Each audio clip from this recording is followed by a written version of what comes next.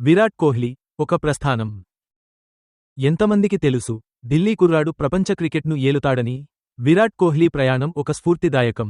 రండి, అతని జీవితంలోని కొన్ని ముఖ్యమైన విషయాలు తెలుసుకుందాం. విరాట్ కోహ్లీ 1988 నవంబర్ 5న ఢిల్లీలో జన్మించాడు. చిన్నప్పటి నుంచే క్రికెట్ అంటే పిచ్చి. కోహ్లీ ఆటను చూసి అందరూ ఆశ్చర్యపోయేవారు. అతని తండ్రి ప్రేరణతో క్రికెట్ అకాడమీలో చేరాడు. కష్టపడి సాధన చేసి అండర్-19 ప్రపంచ కప్ గెలిచాడు.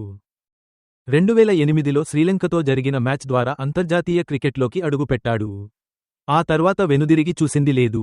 తన ఆటతో అందరి దృష్టిని ఆకర్షించాడు. వన్డేల్లో అత్యంత వేగంగా 8,000, 9,000, 10,000, 11,000 పరుగులు చేసిన రికార్డు కోహ్లీ సొంతం. టెస్టుల్లోనూ ఎన్నో రికార్డులు సృష్టించాడు. 2014లో టెస్టు జట్టుకు కెప్టెన్ అయ్యాడు. అతని నాయకత్వంలో టీమిండియా ఎన్నో విజయాలు సాధించింది. కోహ్లీ ఒక గొప్ప బ్యాట్స్మెన్ మాత్రమే కాదు, మంచి నాయకుడు కూడా. అతని ఫిట్నెస్, అంకితభావం ఎందరికో ఆదర్శం.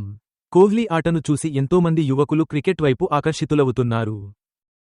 విరాట్ కోహ్లీ జీవితం మనకు ఒక స్ఫూర్తి. కష్టపడితే ఏదైనా సాధించవచ్చు అని నిరూపించాడు.